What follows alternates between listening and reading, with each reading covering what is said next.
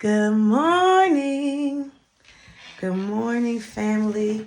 I hope you're having a great day already, or good afternoon, wherever you are. Welcome to my channel. My name is Mimi, and this is my channel, Graceful Mimi. Um, this is a community where we talk about life and all the ways that it lives. We talk about trying to take this journey with God, but we also lift each other up and we create community. So if you want to feel that someone cares, if you want to feel a sense of community, and that you're not alone, or just, a vibe, this is the place for you. Glad to have you. So today, one thing that was on my mind um, was as we were talking about these uplifting topics in a way this week. It's a little bit about how you see yourself. Now, I've talked in a prior video about self-perception and faith. But today, I want to talk about self-awareness to the extent of self-love.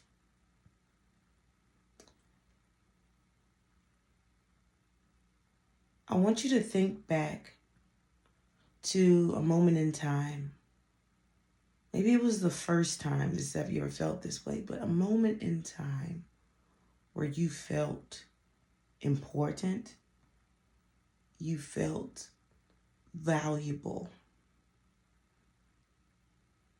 Take a couple of seconds to think about that. What was happening? Were there other people involved? What were you seeing when you visualized that moment?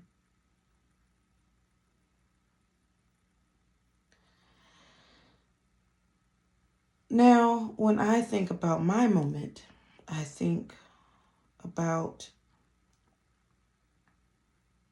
an interaction. I think about being in a space with other people.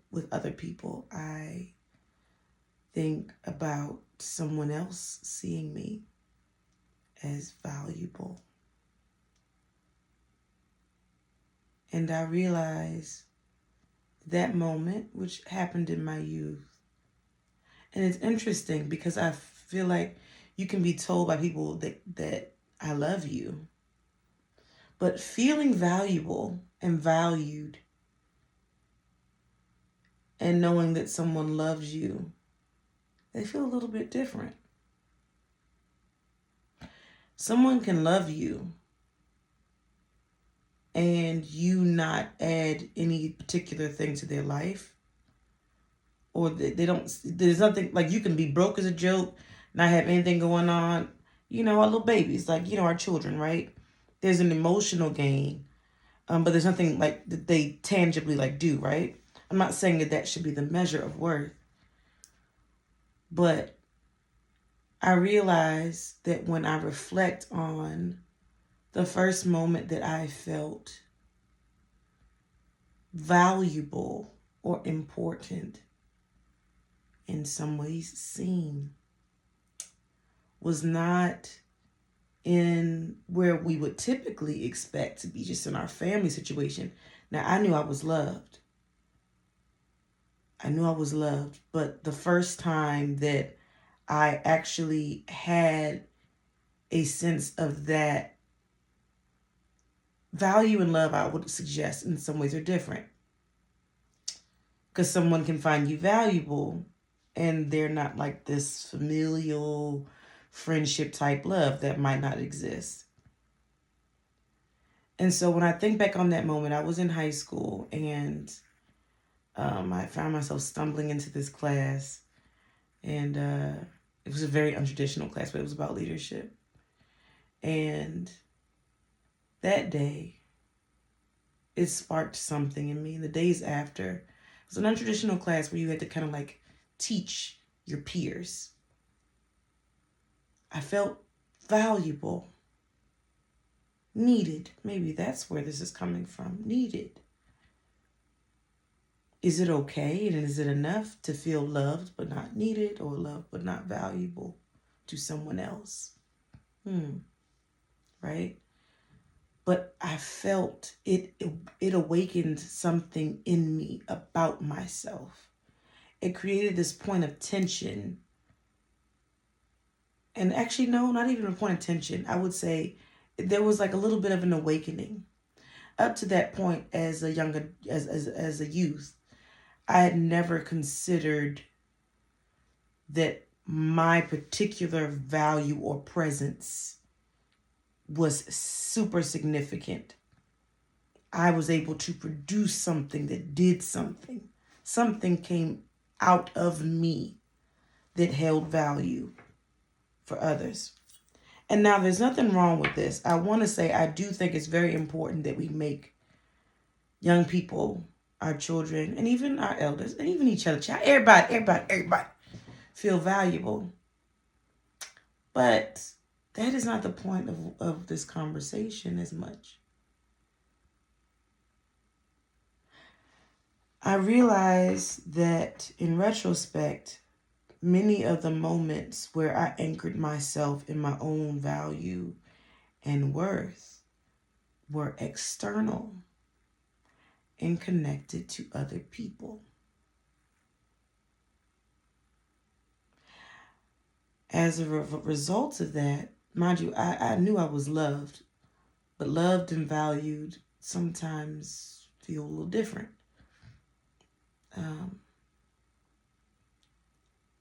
Or needed. I made some decisions, even in my young adulthood, I would say, that were a reflection of my self-value, my perception of self-worth, not necessarily lining up in the way that it should. Too much of my definition in retrospect was outwardly defined. Outwardly validated, which kind of puts you in this crazy cycle of seeking outward validation to feel good about yourself. Now, I mean, child, who don't like a good congratulations, you did great, a good toast, or you made a difference? I would suggest, though, that some of the shenanigans that we get into with our relationships, whether familial, friendships, or romantic, especially those romantic ones, can be impacted by our views of ourself and our value. I would suggest that sometimes we accept more from others because we have a skewed view of who we are. Because saying what you bring to the table would imply, again, that it has to be outwardly validated. There's a beautiful scripture that I found myself running into, and I don't know if I've mentioned it on this channel before. And I will need to find the actual scripture. But it says that we find ourselves in God. I spent so much time chasing the things that will create outward validation that I missed and was missing the importance of personal value and self-love. Not to the point of arrogance, but to the point where you extend a kindness to your own self. You speak to you about you. Good morning, self. Look at you. You are beautiful. You are wonderfully made. You are special. Self, I'm not going to run from you, and I'm going to embrace time with you. I'm going to go to the movies and just be happy, and I'm going to see what I want to see. Self, I'm going to go get something to eat, and it's going to be wonderful. Where does this tension even come? It just makes me think about this too. Where does this tension come with not sitting in yourself? I talked about this on the live my husband and I did this past weekend. You can go to his channel. D. Carroll Reviews is the handle, but Deontay's Reviews is his name. And we talked about our society not valuing singleness. If you're cultured from the very beginning for this outward facing view of love, then you never fully cultivate that inward view of love, which means you are not acquainted with what makes you feel good about you, which means some of the definitions of love and the feelings of love have oftentimes been external. Now, there's nothing wrong. Hear me. One of my love languages is words of affirmation. There's nothing wrong with feeling valued from an outward space. What I'm more so saying is, how much time do we spend in self-speak, in self-love, in situations where we prioritize and create a sense of self-worth? If you wait for others to tell you, you will be disappointed. And I would argue that there is someone who can tell you. I think God has a way of showing you who you are. You are fearfully and wonderfully made. I need you to say that. I am fearfully and wonderfully made. You are valued. I don't care if your parents won't acknowledge it. I do care. I do care. You know what I mean? But even if your parents won't acknowledge it, your friend circle, which you might need to change, won't acknowledge it.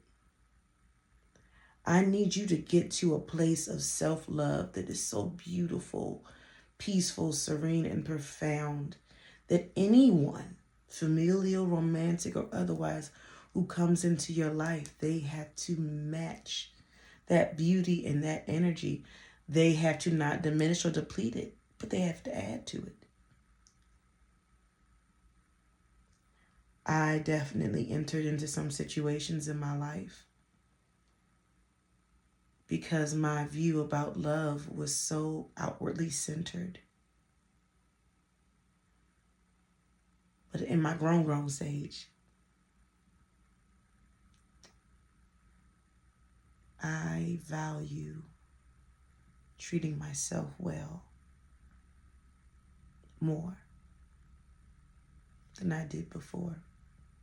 A kindness to myself, removing guilt from the things that need me to be okay. There's so much tied to the self-perception, self-worth, self-value. Even the way we even function in places like work. We will show up and do the deadline for the places of work and things. But if we told ourselves we had a goal for us, just for us, it goes lower in the totem pole. Oftentimes, I just want you in this season of Thanksgiving to tell yourself, thank you. Thank you. Thank you for fighting. Thank you for pressing. Thank you for still being here. Thank you for being beautiful. Thank you for being wonderful. Thank you for being whatever it is that you are, whoever it is that you are, a visionary, a kind heart, patient. I need you to write down some things that you value about yourself.